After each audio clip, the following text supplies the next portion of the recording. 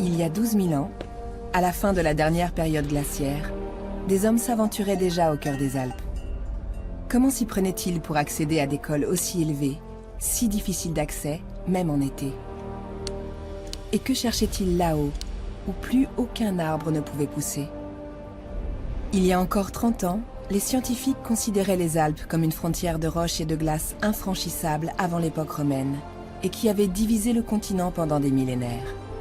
Mais dans les années 1990, d'incroyables trouvailles ont révolutionné l'idée que l'on se faisait du peuplement des zones de haute montagne.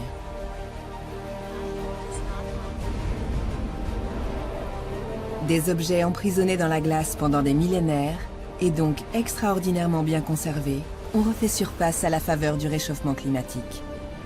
En fondant, les glaciers alpins libèrent de plus en plus fréquemment des reliques du passé.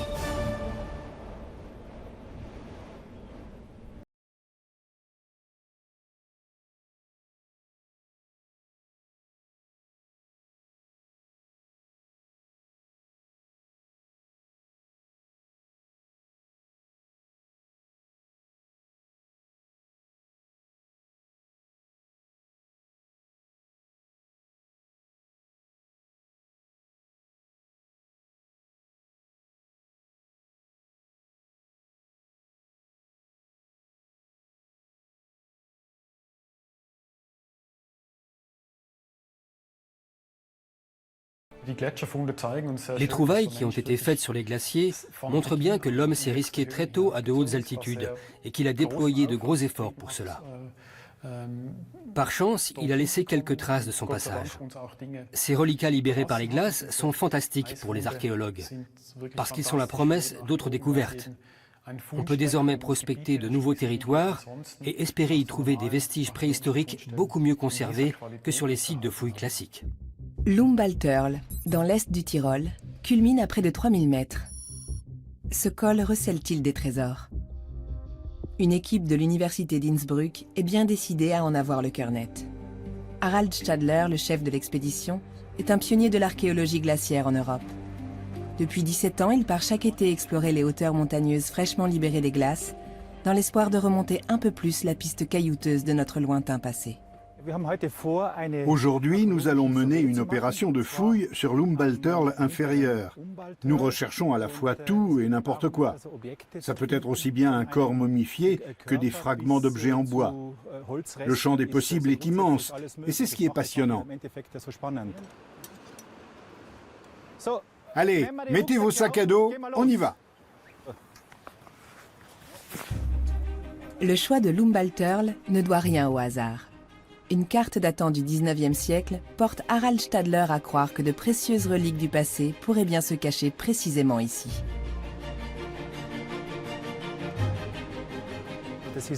C'est un itinéraire qui a été beaucoup emprunté au Moyen-Âge et au début de l'ère moderne.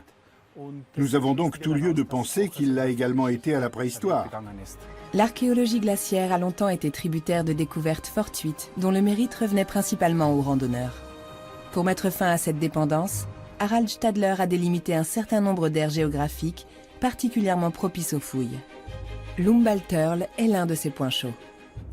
50 ans en arrière, il y avait encore de la glace là où nous nous trouvons. La langue glaciaire s'étendait bien plus bas encore. Une grande partie a fondu, même plus haut, et le phénomène s'accélère. Ce n'est pas tout à fait une bonne nouvelle d'un point de vue climatique, mais pour l'archéologie, c'est une aubaine.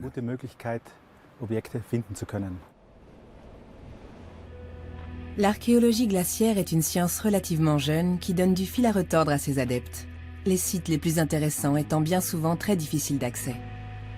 L'ascension de l'Umbalterl dure 4 heures et elle n'est pas des plus aisées.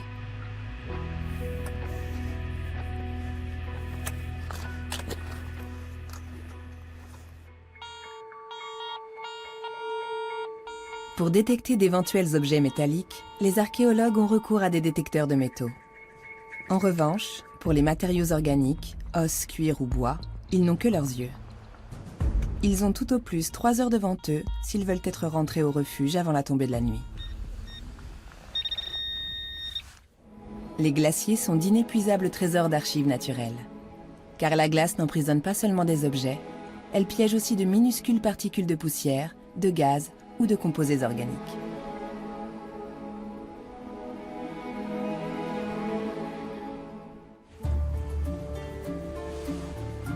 Ces microparticules peuvent nous en dire long sur le passé. L'équipe de chercheurs d'Innsbruck, chapeautée par la glaciologue Andrea Fischer, tente d'en extraire un maximum d'informations en travaillant en étroite collaboration avec les archéologues des glaces.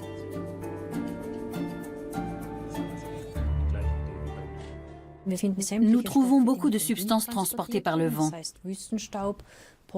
Du sable du désert, du pollen, ça peut aussi être de la cendre. Les polluants atmosphériques sont eux aussi conservés dans les glaces éternelles. Les retombées des essais nucléaires, par exemple, et toutes sortes de traces de l'activité de l'homme dans les Alpes, elles aussi véhiculées par le vent. Et pour finir, la glace elle-même fait office d'archive climatique. À l'instar des anneaux de croissance des arbres, chacune des couches de glace délivre des informations sur les années écoulées. La température, les précipitations. Mais cette immense réserve d'archives naturelles est en danger. Les couches de glace les plus intéressantes sont celles qui n'ont pas bougé depuis des millénaires. Elles ne font que quelques mètres d'épaisseur et pourraient bien appartenir au passé d'ici quelques décennies. Nous observons des taux de fonte de plus d'1 mètre par an dans les zones les plus hautes. Il est donc grand temps de tirer la sonnette d'alarme. Si nous voulons exploiter ces archives, nous devons faire des stocks d'échantillons dès maintenant et commencer tout de suite à les analyser. La Stubaital, une vallée entourée de glaciers, dans le Tyrol autrichien, est l'un des sites glaciaires les plus fouillés des Alpes. Andrea Fischer observe depuis 16 ans l'évolution de ces géants de glace. Aujourd'hui, les glaciologues veulent y prélever des échantillons de glace. Juste en dessous du sommet se trouve l'entrée d'une grotte. C'est ici, sous la langue glaciaire, que se trouve la glace la plus ancienne.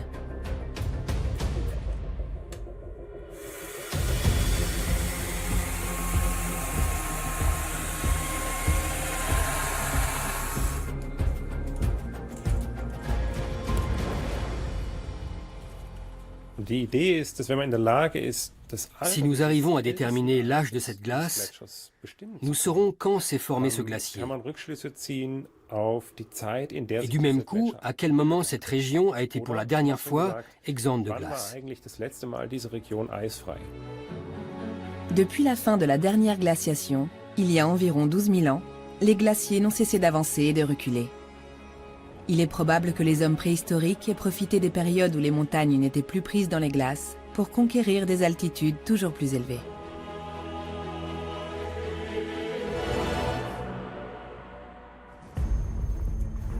Sur l'Umbalterl, l'équipe de Harald Stadler piétine. En fait d'objets qu'auraient laissés derrière eux les hommes qui fréquentaient ces lieux il y a de cela des millénaires, elle tombe constamment sur des déchets du XXe siècle. Les archéologues décident donc de grimper encore plus haut. Il n'est pas impossible que nos ancêtres se soient aventurés à de pareilles altitudes, même s'il nous est difficile d'imaginer qu'on puisse entreprendre de telles ascensions sans un équipement technique éminemment moderne. Passer ce genre de col ne posait aucun problème aux gens de la montagne. Ils y étaient habitués. On sait par exemple qu'au XIXe siècle et au début du XXe, des habitants de ces contrées se donnaient cette peine pour aller rejoindre leurs bien-aimés.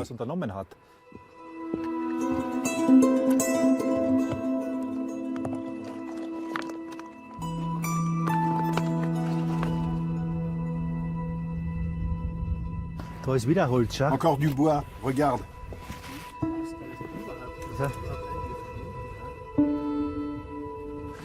C'est plein de charbon de bois là-dedans. Des hommes ont dû faire du feu ici. Ce col serait-il bel et bien un nouveau haut lieu de la recherche archéologique ?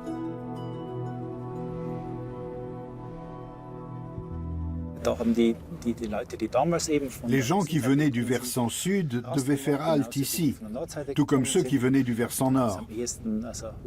Il y a de fortes chances qu'on retrouve des vestiges dans le coin, et pas seulement du Moyen-Âge ou de l'ère moderne, mais aussi des temps plus reculés qui nous intéressent.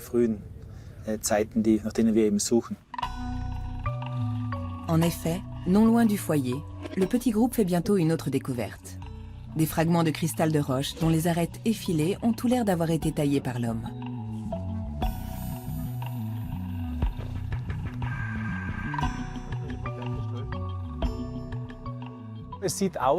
Il semblerait que nous ayons déniché un site tout en haut du col où l'on a fabriqué des outils en cristal de roche. Ce serait intéressant parce que ça voudrait dire qu'il a été fréquenté au Mésolithique, donc à l'âge moyen de la pierre, avant le néolithique. Autrement dit, des hommes seraient déjà venus ici il y a environ 10 000 ans pour exploiter le cristal de roche ou pour se rendre de Lumbaltal dans le Tyrol oriental à la vallée Aurina dans le Tyrol du Sud. Les archéologues débusquent d'autres objets qui étaient encore pris dans la glace il y a 2 ans. Comment ces petits morceaux de bois sont-ils arrivés là, près de 1000 mètres au-dessus de la limite des arbres?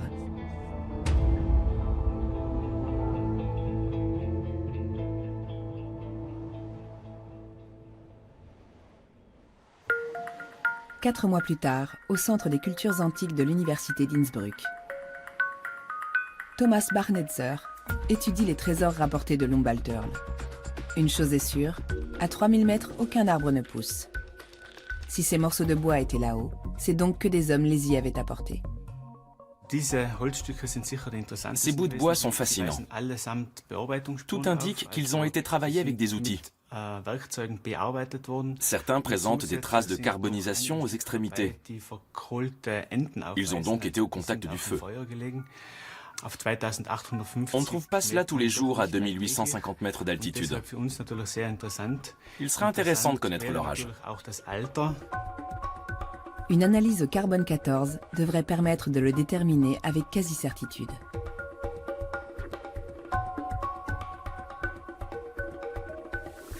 Les cristaux de roche également retrouvés sur Lumbalturl s'avèrent eux aussi passionnants.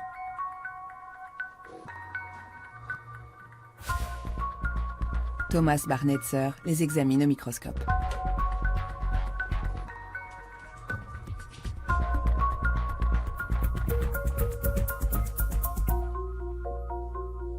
Il s'agit très nettement d'un artefact, d'un objet fabriqué par l'homme.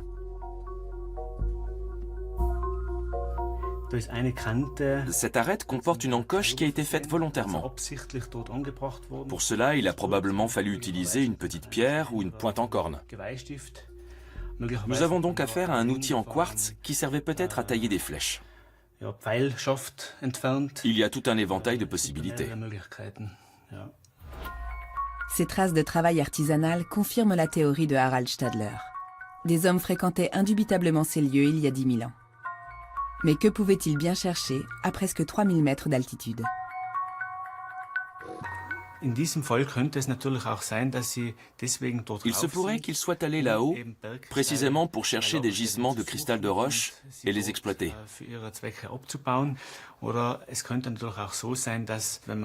À moins qu'ils n'aient voulu passer par le col, et qu'une fois là-haut, en marquant une halte, ils soient tombés sur des cristaux de roche et aient alors décidé de les travailler sur place, avant de poursuivre leur route.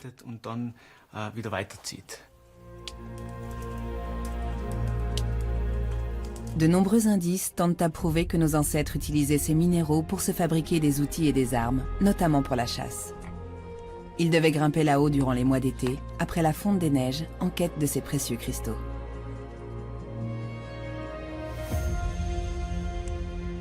Ces cristaux allaient rapidement devenir des marchandises très convoitées.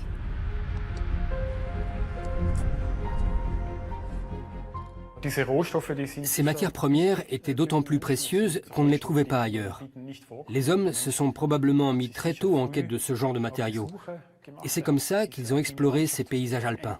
Souvenons-nous que pendant longtemps, nos ancêtres ont vécu sans métal. Les pierres dures, comme le silex ou le cristal de roche, étaient donc de la plus grande utilité et par conséquent de véritables richesses. Ces découvertes permettent aux chercheurs de compléter peu à peu le grand puzzle de la préhistoire. Les dernières en date portent à croire qu'il y a 10 à 12 000 ans, des hommes ont traversé les Alpes en empruntant des itinéraires spécifiques pour dénicher des cristaux de roche. Mais ce n'est pas là la seule raison qui ait pu inciter les hommes à s'aventurer en haute montagne. 7000 ans plus tard, tout au plus, ces altitudes ont été sillonnées par les chasseurs. C'est en tout cas ce que laisse supposer la trouvaille la plus spectaculaire qu'on ait faite sur les glaciers à ce jour.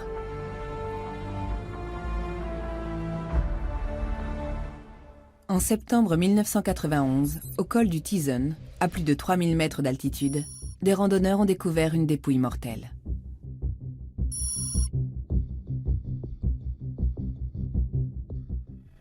Le corps est parfaitement conservé. Extirpé de la glace sans trop de précautions, il est examiné à l'université d'Innsbruck.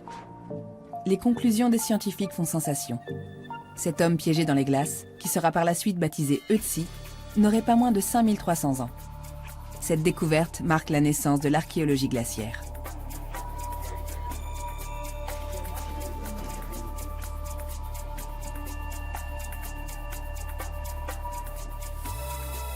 Ötzi ouvre une fenêtre jusque-là fermée sur le passé et apporte aux chercheurs les réponses à bon nombre de questions clés.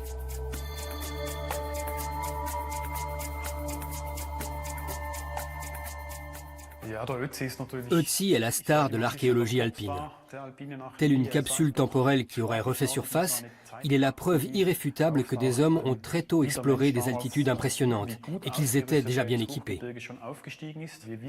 En analysant son appareil digestif, nous avons pu voir ce qu'Ötzi a mangé pendant ces dernières heures, à savoir de la viande de bouquetin, mais aussi un aliment à base de céréales, peut-être un morceau de pain ou une bouillie. Comment est mort Ötzi? La question est longtemps restée sans réponse, jusqu'à ce qu'en 2001, à la lumière d'une tomographie par ordinateur, des chercheurs découvrent une pointe de flèche dans l'épaule de la dépouille. L'homme des glaces aurait été tué par derrière.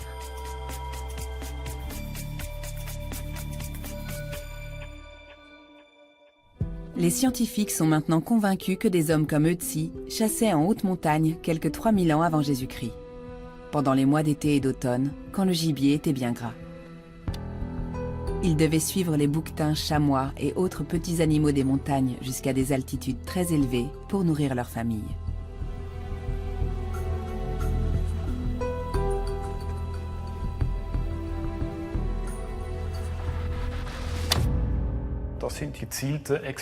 Ils partaient en expédition aux époques de l'année les plus propices à la chasse. Ces chasseurs devaient avoir une grande expérience, qu'ils se transmettaient vraisemblablement de génération en génération. Imaginez un peu, avec un arc et des flèches, ils étaient capables de tuer un animal sauvage à une trentaine de mètres de distance. Cela témoigne de connaissances et d'un savoir-faire impressionnant. Cela est confirmé par une autre découverte sensationnelle réalisée en 2003 dans l'Oberland bernois.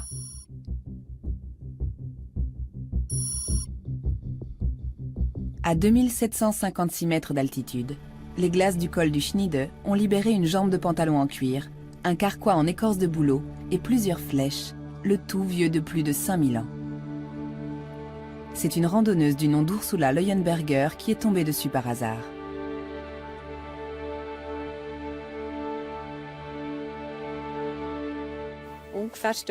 Nous sommes à peu près à l'endroit où j'ai trouvé le premier objet, le carquois. J'ai d'abord cru reconnaître une guêtre, que j'imaginais vieille d'une centaine d'années. Mais dans le doute, je l'ai emportée avec le reste au musée d'histoire naturelle de Berne. Ces trouvailles reposent désormais dans les immenses archives souterraines du service archéologie du Muséum bernois, dans de parfaites conditions climatiques de conservation et qui plus est, sous vide. La fonte des glaciers fait réapparaître tant de vestiges chaque année que les scientifiques peinent à suivre la cadence.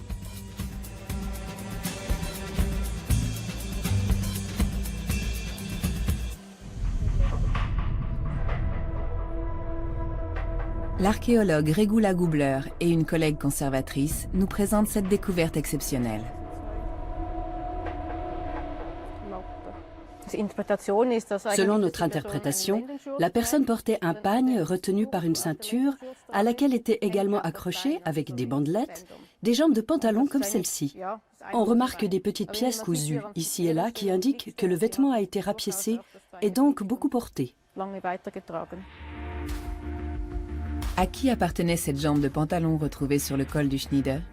On l'ignore. Probablement au même homme que l'étui à flèches et que la chaussure en cuir dont les restes ont été repérés par les archéologues tout près de là.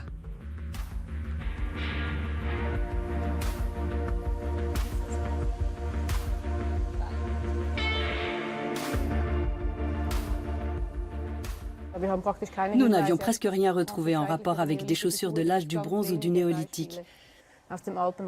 D'où l'importance de cette découverte, car jusque-là, nous ignorions presque tout sur la façon dont les gens pouvaient bien se vêtir et se chausser pour traverser les Alpes.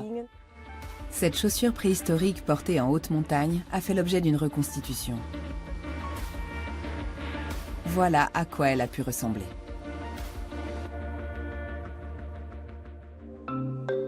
Mais la trouvaille la plus spectaculaire faite sur le col du Schniede est cet artefact en écorce de bouleau. Il a été remis à un laboratoire de Constance peu de temps après sa découverte en 2003. Quand les chercheurs l'ont radiographié, ils ont découvert qu'il renfermait une pointe de flèche. La restauratrice Inka Pothast doit tâcher de l'extirper sans abîmer ce qui s'avère être un carquois. J'essaie de passer entre les couches pour parvenir précautionneusement jusqu'à la pointe.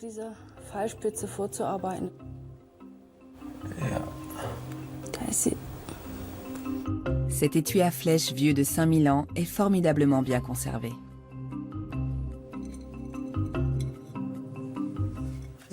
Cette pointe est en silex. Et ce qu'elle a de spécial, à mes yeux de restauratrice, c'est qu'elle est vraiment très bien aiguisée, autant que la lame d'un couteau. C'est assez rare. En principe, les objets que l'on retrouve sur les sites de fouilles sont abîmés par le sable ou les cailloux. Mais dans ce carquois, cette pointe-là a traversé les millénaires bien à l'abri. Elle n'a pas subi la moindre détérioration. On l'a ressortie du carquois exactement dans l'état où elle y est entrée. En 2005, Inka Pothast découvre une deuxième pointe de flèche.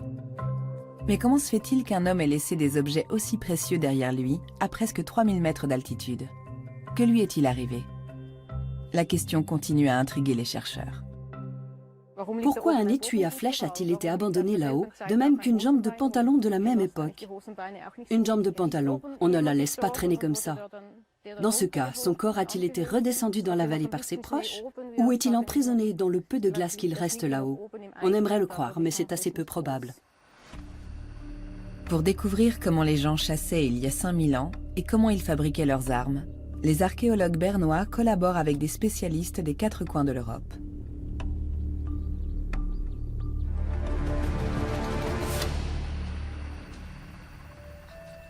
L'un d'eux est Jürgen Jungmanns, un archéologue expérimentateur. Il s'est spécialisé dans la reconstitution d'arcs et de carquois préhistoriques. Chercher la matière première adéquate est déjà tout un art. Je recherche bien sûr des morceaux d'écorce propres, bien blancs, et ne présentant pas de trop grosses taches. Ils ne doivent pas être trop épais, sinon je ne pourrais pas bien les plier. Ils doivent être assez malléables pour que je puisse leur donner une certaine forme. La recherche prend du temps, d'autant plus que l'étui est fait d'une bonne quarantaine de morceaux de différentes tailles.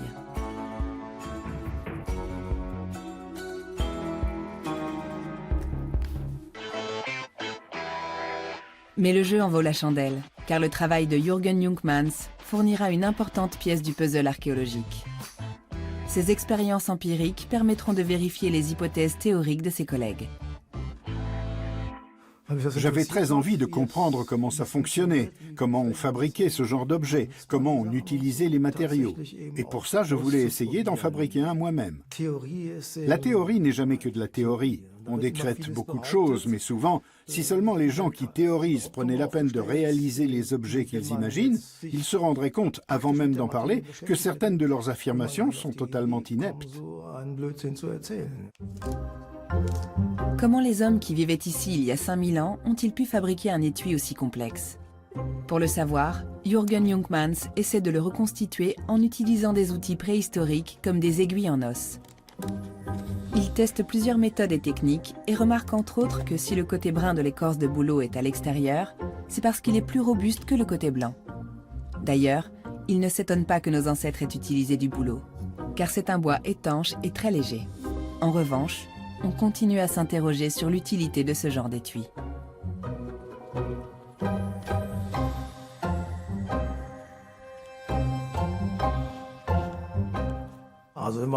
Quand on regarde les photos et les dessins, au début, on est un peu perplexe. On se demande pourquoi les gens ont ressenti le besoin de mettre leur arc dans un étui. J'ai d'abord pensé que ça n'avait pas de sens, puisque je n'en voyais pas la nécessité. Mais à force d'y réfléchir, j'ai compris. D'une part, si je devais me balader pendant des jours et des semaines tout seul, dans la nature sauvage, par mauvais temps, je serais bien content que mon arc et mes flèches soient protégés de l'eau. Et d'autre part, ce qui est encore plus important à mes yeux, c'est qu'avec cet étui sur l'épaule, j'ai les mains libres. Avantage considérable, puisque 3000 ans avant Jésus-Christ, tout comme aujourd'hui, on avait besoin de ses mains pour escalader ces pentes abruptes.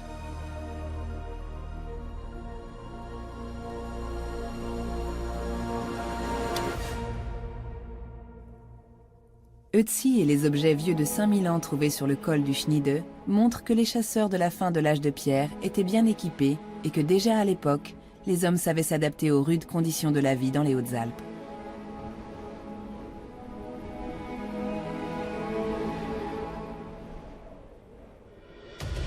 Quelques siècles plus tard, ces régions d'altitude ne sont plus seulement fréquentées par les chasseurs-cueilleurs. En 2200 avant notre ère, des sociétés agraires s'installent dans les régions alpines. Or, en ce début d'âge du bronze, les Alpes sont encore densément boisées jusqu'à 2400 mètres d'altitude.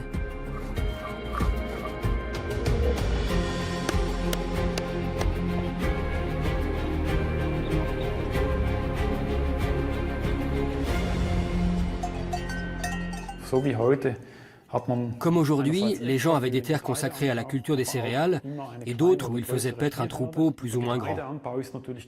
Les cultures étaient limitées par les contraintes climatiques. Les céréales, par exemple, ne poussent généralement pas au-dessus de 1600 mètres, même si cela dépend des régions.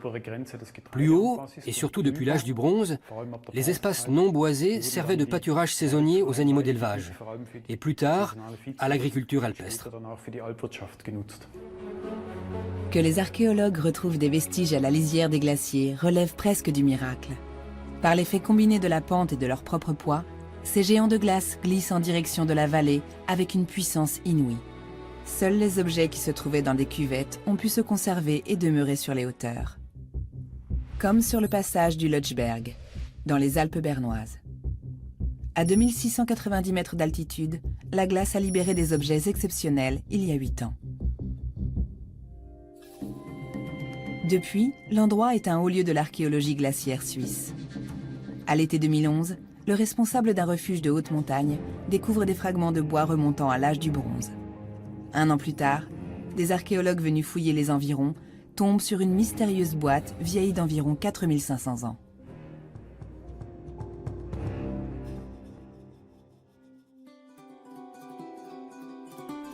Depuis, Regula Gubler inspecte le passage tous les étés, dans l'espoir de faire d'autres trouvailles qui lui permettraient de dresser un tableau complet du site archéologique et d'en savoir plus sur cette étrange boîte.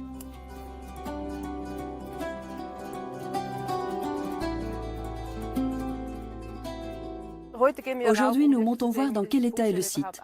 Pour cela, nous sommes assez de deux. Deux étant un minimum, car grimper seul là-haut serait trop dangereux. On ne peut rien prévoir à l'avance. On ne sait jamais si on va trouver quelque chose. Il faut voir sur place. Et si on fait une découverte de taille, on peut toujours appeler du renfort. Cette pénible ascension n'était sans doute pas une si rude épreuve pour les hommes d'il y a 4500 ans. Leur vie se déroulait principalement dans la nature sauvage. Ils étaient donc habitués à ce genre d'effort physique.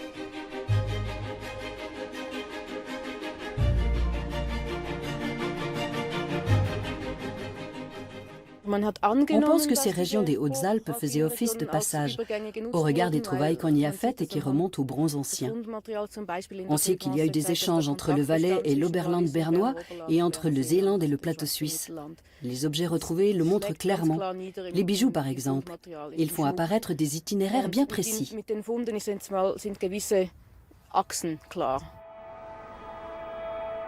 Les archéologues inspectent un champ de neige où on a trouvé des reliques de l'âge du bronze il y a 7 ans.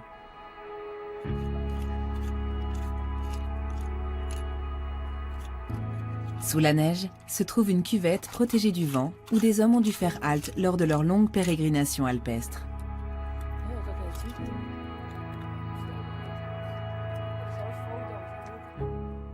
Regarde. Oh, il y a un trou. Oui. Merveilleux. Ça a été coupé. En effet.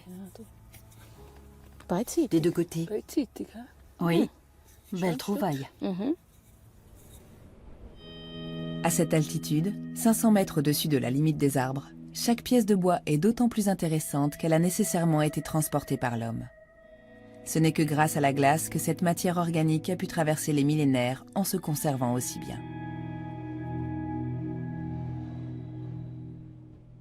Pris dans la glace, ces objets n'étaient pas au contact de l'oxygène, si bien qu'ils ne pouvaient pas se décomposer. C'est comme ça qu'ils se sont conservés au fil des millénaires. Maintenant que la glace fond, les voici à découvert. Il faut se dépêcher de les dénicher et de les mettre à l'abri, sans quoi d'ici 3 ans, ils n'existeront plus. Chaque année, de précieux indices sont ainsi perdus à tout jamais.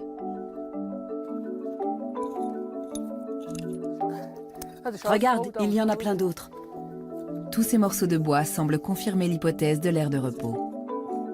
Ces 9 nouvelles pièces de puzzle remontant à l'âge du bronze permettront-elles d'élucider le mystère de la boîte en bois ? Après les découvertes de 2011, quand on est revenu fouiller les lieux en 2012, on a trouvé d'autres fragments d'arc. Une corde d'arc, divers morceaux de bois, des restes de cuir, le tout datant de l'âge du bronze. La boîte de 20 cm de diamètre pour 6 cm de haut a été retrouvée ici aussi, sur le passage du Lötschberg. Elle était à l'envers et à l'intérieur, il y avait encore des restes de son contenu, sous la forme d'une motte noire. Le contenu de la boîte étant mélangé à de la terre, les chercheurs ont prélevé tout le bloc.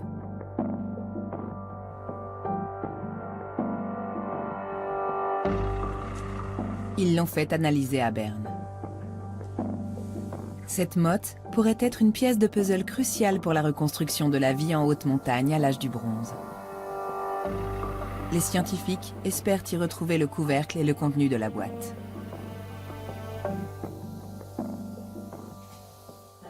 Nous aurions alors la première boîte en bois de l'âge du bronze complète, dont on sait à quoi ressemble le couvercle. Jusque-là, nous avons seulement le fond et les parois. Nous ignorons quelle était la hauteur de la boîte, comment on la portait et comment elle se fermait.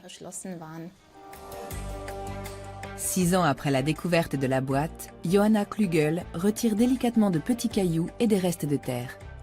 Mais bientôt, les problèmes commencent.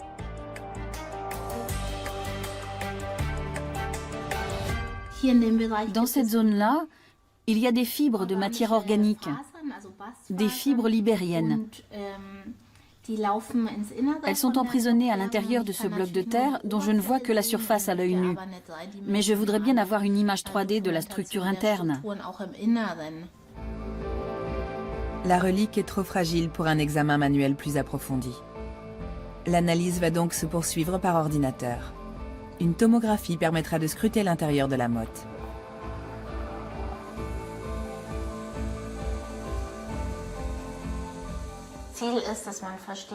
L'objectif est de comprendre comment le cordon et les fibres étaient reliés.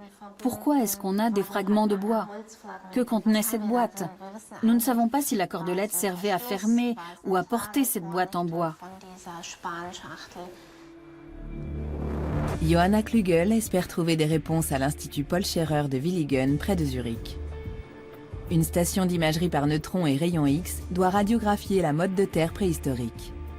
6 heures durant, l'appareil réalise des images de fines coupes de la motte de terre qui seront plus tard juxtaposées pour obtenir une maquette numérique 3D.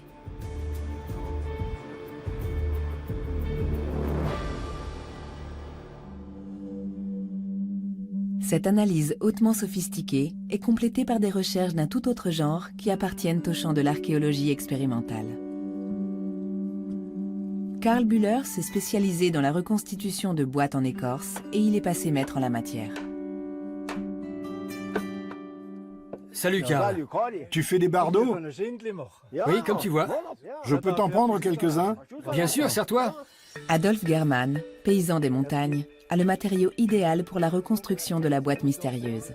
De fines planchettes de sapin. Le bois de montagne est connu pour être un bois à fibres tendres, car ses cernes annuelles sont très rapprochées, du fait qu'il pousse lentement et bien droit. Quand il y a des nœuds ou d'autres irrégularités, le bardeau n'est plus aussi souple. Karl Bühler travaille les planchettes jusqu'à ce qu'elles soient suffisamment fines et malléables. Il les assemble ensuite en tâchant de n'utiliser que des outils préhistoriques, de manière à renseigner au mieux les scientifiques sur la façon dont la boîte a pu être fabriquée. La difficulté résidait dans le fait qu'il fallait s'imaginer plus de 4000 ans en arrière et se demander comment ils pouvaient bien travailler. Mais j'aime relever ce genre de défi. À l'époque, ils n'avaient pas d'étau ni de serre-joint. Pour courber les planchettes de bois, Karl Bühler doit les passer à la vapeur dans cette chaudière. La reconstitution s'avère plus ardue qu'il ne l'avait imaginé. Comment les hommes de l'âge du bronze ont-ils bien pu s'y prendre? Il ne se l'explique pas. En attendant, il tente de donner la forme adéquate aux lamelles de bois à l'aide d'un moule. Je me suis dit qu'ils avaient forcément utilisé un moule, un tronc d'arbre par exemple. Il fallait jouer avec les diamètres pour que le couvercle soit un peu plus large que la partie inférieure. Par contre, il est moins haut. La partie basse devait être plus haute, mais de diamètre plus étroit pour pouvoir accueillir le couvercle. Karl Bühler pense que la boîte avait un couvercle en écorce. Dans la région, ce genre de récipient est particulièrement apprécié depuis des siècles du fait de son faible poids.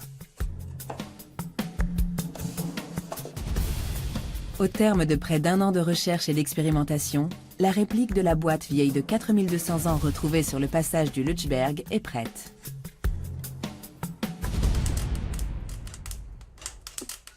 Je suis époustouflé de voir ce que ces hommes ont réussi à fabriquer. On savait qu'ils confectionnaient des boîtes en écorce de bouleau. Mais on ignorait qu'ils en faisaient aussi en bois massif. C'est tout à fait nouveau, et je ne peux que leur tirer mon chapeau.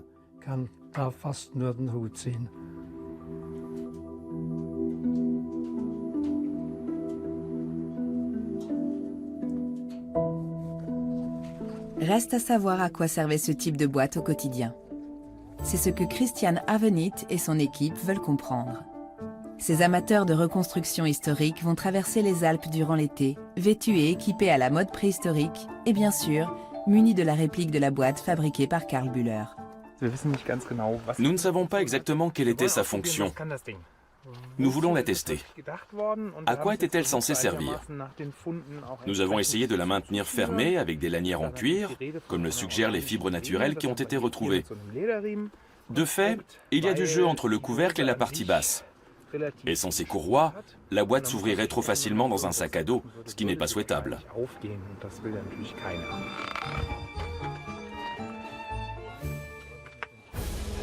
Christian Avenit a organisé un galop d'essai.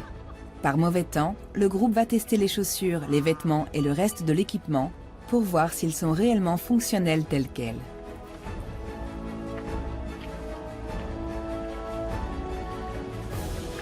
Tout doit être aussi fidèle que possible à l'époque considérée, y compris les haltes. On mange! Première conclusion de la petite troupe, la boîte est trop grosse pour avoir servi à emporter de petites provisions lors de courtes excursions. D'ailleurs, les traces retrouvées dans la boîte originale ne vont pas dans ce sens. L'original contenait des céréales, inexploitables en l'état. En tout cas, elles ne renfermaient rien de prêt à consommer, comme une barre de céréales qu'on engloutirait vite fait pour se donner de l'énergie. Le genre de glucides présent dans la farine de ces céréales ne peut pas raisonnablement être consommé cru. C'est tout à fait indigeste. Cette boîte est donc plutôt, d'après moi, une sorte de garde-manger, où on fourrerait des provisions à faire cuire. Les scientifiques y ont identifié des restes d'orge, d'épeautre et d'amidonnier. Mais qui se servait de ce récipient? Les marchands quand ils partaient pour de longs périples, les gardiens de troupeaux sur les alpages ou encore les chasseurs? À moins qu'on en ait fait une utilisation bien différente encore. L'agriculture alpine, à l'époque, était très certainement marquée par des croyances en des puissances surnaturelles, ou des dieux au sens large. Une nature habitée en quelque sorte. Les hommes devaient donc probablement faire des offrandes pour s'attirer les bonnes grâces de ces dieux de la nature lors du passage du col. Il est par conséquent tout à fait possible que les aliments décelés dans la boîte soient en réalité des vestiges, ou pour ainsi dire la preuve archéologique de ces rituels. Retour à Berne. 3 semaines après la tomographie par ordinateur, Johanna Klügel est en mesure d'analyser la maquette numérique 3D du contenu de la boîte à provisions. Lui révélera-t-elle la fonction du cordon?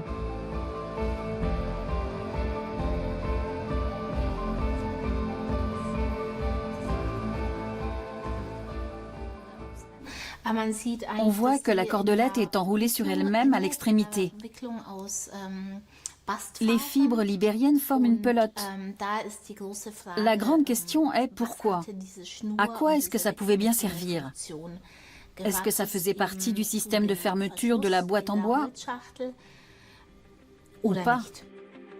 La boîte libérée par les glaces conserve une grande part de mystère. Et l'analyse de l'image en 3 dimensions pose de nouvelles questions, car Johanna Klügel y fait une découverte surprenante.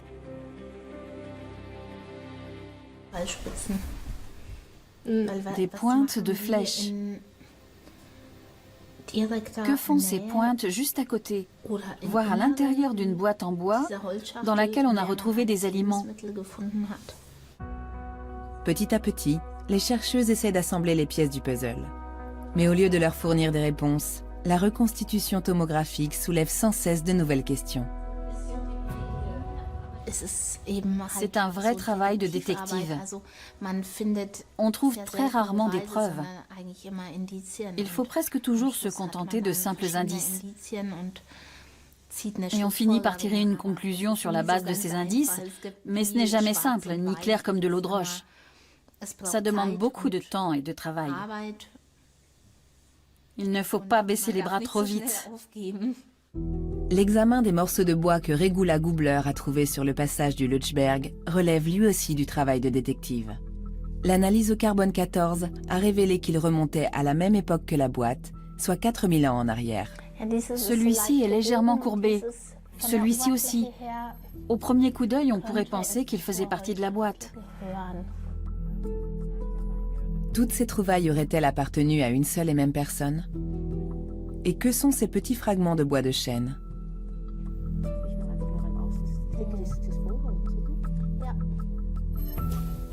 Ce ne sont pas des branches, mais du bois massif. Ces fragments ont été taillés dans un gros morceau de bois. Les petits bouts de bois affichent des points de pression, ce qui porte à croire qu'ils faisaient partie d'une structure de portage. Quand nous aurons assemblé tous les morceaux, si nous y parvenons, nous pourrons voir quelle longueur faisait chaque barre et combien il y en avait. Chaque détail compte. Chaque fragment de bois pourrait renfermer d'importantes informations. À chaque nouvelle pièce de puzzle, les chercheuses se rapprochent du tableau global. Si nous réussissions à reconstituer une structure de portage préhistorique, ce serait la deuxième. Jusque-là, nous n'avons reconstitué que celle de Tsi, qui donne un aperçu de la façon dont les gens vivaient et se déplaçaient dans la montagne. Si nous retrouvions un fragment clé, nous pourrions peut-être mieux comprendre à quoi elle ressemblait. Ces trouvailles posent encore de nombreuses questions, auxquelles certains petits fragments pourraient apporter des réponses.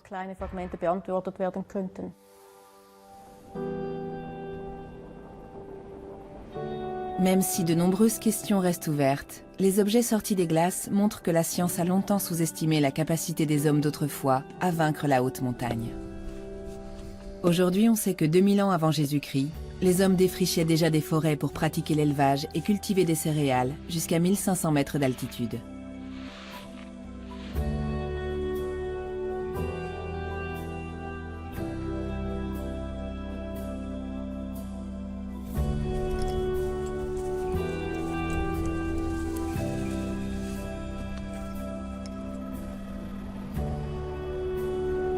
Plus tard, il y a environ 3000 ans, les hommes qui peuplaient les montagnes avaient encore bien avancé, comme le porte à croire une découverte surprenante réalisée en 2003.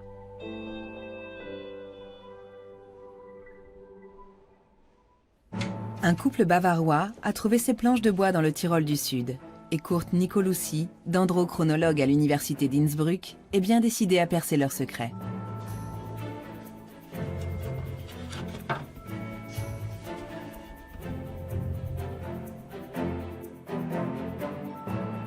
Le passage est situé à environ 3000 mètres d'altitude. Il est très exposé. Et nous avons là des bardeaux relativement grands. Ils font jusqu'à 2 mètres de long. Nous pensons qu'il pourrait s'agir des restes d'une cabane. Quel âge aurait donc cette cabane? Une question clé qui doit trouver une réponse au laboratoire de dendrochronologie, où on compte les cernes du bois et les analyse en les comparant à ceux de leur base de données pour déterminer l'âge exact des pièces de bois retrouvées.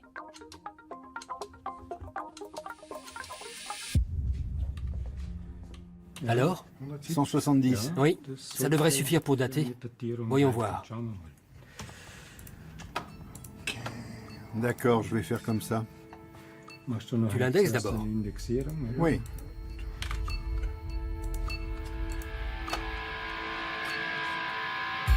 Ah, regarde. Statistiquement parlant, c'est très bien. 1230 avant Jésus-Christ, c'est ça? Donc ça remonte à plus d'un millénaire avant notre ère. Super. À l'âge du bronze. Une découverte extraordinaire. Manifestement, ces pièces de bois ont appartenu au plus vieux refuge de haute montagne connu à ce jour dans les Alpes. C'est très surprenant qu'il y ait eu une cabane là-haut il y a plus de 3000 ans. On a retrouvé des vestiges préhistoriques sur d'autres cols alpins par le passé, mais jamais de cette nature. Les bardeaux du Langrubjoch sont donc tout à fait uniques.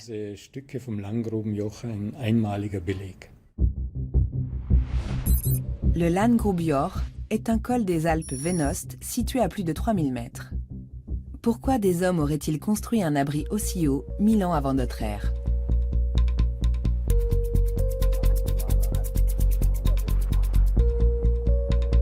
Une équipe d'archéologues spécialisés dans la haute montagne veut tenter de le comprendre.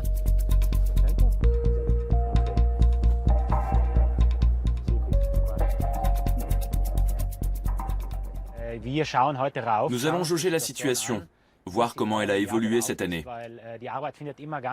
Nous travaillons toujours à la toute fin de l'été, quand la glace a reculé au maximum. De la vallée, on ne voit pas où se situe cette limite. Sur les parties les plus élevées du massif, il a déjà neigé. Les archéologues ignorent ce qui les attend là-haut.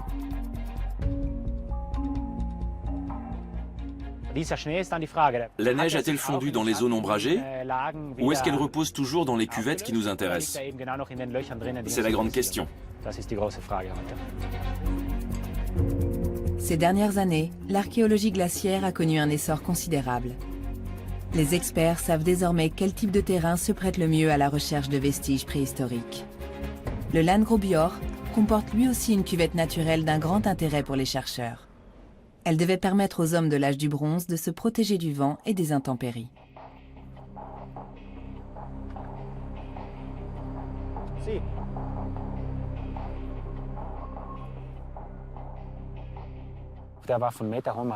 Cette zone était encore recouverte d'un bon mètre de glace il y a quelques années. Je ne suis pas anthropologue, mais ça m'a tout l'air d'être un os d'animal. Il y a encore un peu de neige, pas beaucoup, mais assez pour nous cacher des vestiges. Il pourrait y en avoir là-dessous. Si de précieuses reliques du passé se cachent encore sous la neige, d'autres ont vraisemblablement été enfouies sous les éboulis. Beaucoup de pierres se sont éboulées au fil des millénaires. Il pourrait y avoir un tas de choses là-dessous. Les hommes ont pu arriver par ici et grimper jusqu'au col. Un abri de bois s'élevait-il ici il y a 3000 ans? Rien encore ne permet de le dire.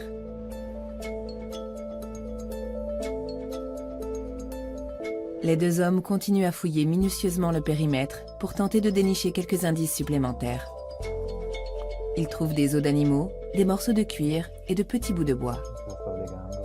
Faut-il en conclure que les hommes qui fréquentaient ces altitudes possédaient des animaux domestiques, d'élevage ou de compagnie?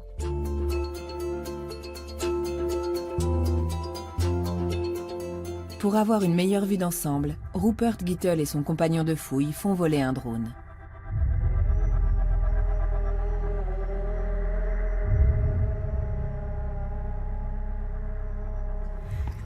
Nous allons prendre des clichés depuis le ciel. Le drone va photographier la zone par secteur en faisant en sorte que les prises de vue se chevauchent largement. pour être sûr de ne rien manquer. Nous avons aussi des marqueurs au sol, qui serviront à l'étalonnage. Un logiciel va exploiter ces clichés et en tirer une orthophoto, c'est-à-dire une vue d'ensemble à échelle constante. Dans le même temps, il produira une maquette numérique à haute résolution de la cuvette. Sur cette maquette, ils reporteront plus tard tous les emplacements où ils ont trouvé des objets pour analyser les liens éventuels entre eux et interpréter les traces de changements qui ont pu survenir à la surface. Après 4 heures d'examen scrupuleux des lieux, les deux hommes plient bagages pour redescendre dans la vallée avant la nuit. S'ils n'ont pas découvert de nouveaux indices renvoyant à l'existence d'une hutte, l'expédition a malgré tout été un succès. J'étais sceptique, mais bon, nous avons quand même avancé un peu. C'est un lieu de fouille important. Il faut continuer à l'explorer. Nous savons qu'à l'âge du bronze, des hommes transhumaient déjà avec leurs troupeaux d'une vallée à l'autre en franchissant des cols de haute altitude. Sont-ils passés par le Landgrubjord? Le traitement et l'étude des vestiges découverts sur les glaciers prendront des années. Apporteront-ils aux chercheurs autant de réponses qu'ils le souhaiteraient? Il ne reste plus qu'à espérer que des méthodes d'analyse toujours plus perfectionnées permettront de leur arracher un maximum d'informations.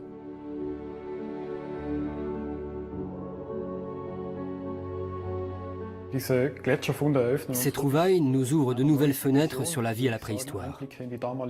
Les découvertes archéologiques, comme l'homme des glaces, ou celle du passage du Lötschberg, ou encore du col du Schniede, nous montrent très clairement que les hommes d'antan utilisaient un grand nombre de matériaux. Le cuir, le bois, l'écorce de bouleau, et ainsi de suite, et qu'ils confectionnaient des objets très élaborés. Les archéologues espèrent faire d'autres découvertes palpitantes. Certains rêvent même d'un deuxième Ötzi. Et tous s'accordent pour dire qu'une nouvelle trouvaille de cette ampleur pourrait faire la lumière sur de nombreuses questions restées en suspens.